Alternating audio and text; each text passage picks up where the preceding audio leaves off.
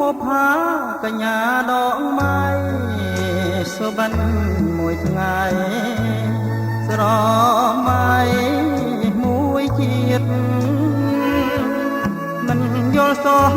ឬមួយក៏ស្រីមានស្នៀតចិត្តចងជួបទៀតដើម្បីឲ្យអស់ចិនដាមកណាត់ជួបស្រីជាថ្មីម្ដងទៀតតែងខ្លួនយ៉ាងស្អាតជួបស្រស់កញ្ញាក្រោមដើមស្វាយនេះក្បែរមាត់ទន្លេសង្ឃឹមម្លេះទេនឹកថាបានយល់ជាថ្មីម្លប់ស្វាយមាត់បាំងត្រឈឹមត្រឆេព្រឹកម៉ោង8ស្រីយ៉ាចាំអូអង្គុយតែ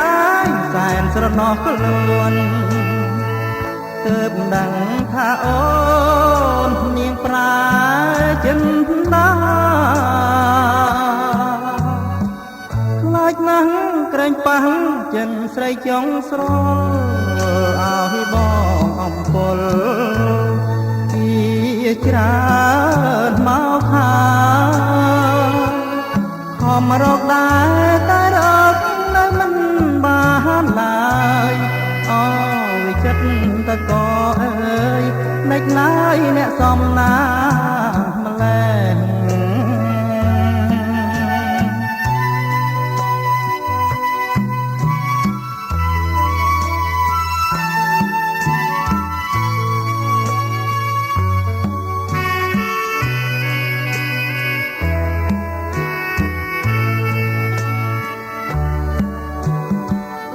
លប់ស្វាយមាត់បាំងត្រឈឹងត្រឆេប្រឹងម៉ោង8ស្រីអាយចាំអូអង្គុយតែសែនស្រណោះខ្លួនទើបដឹងថាអូននាងប្រាចិនដាខ្លាចណាស់ក្រែងប៉ះចិនស្រីចង់ស្រលឲ្យបងអង្គុលជាច្រើនមកខា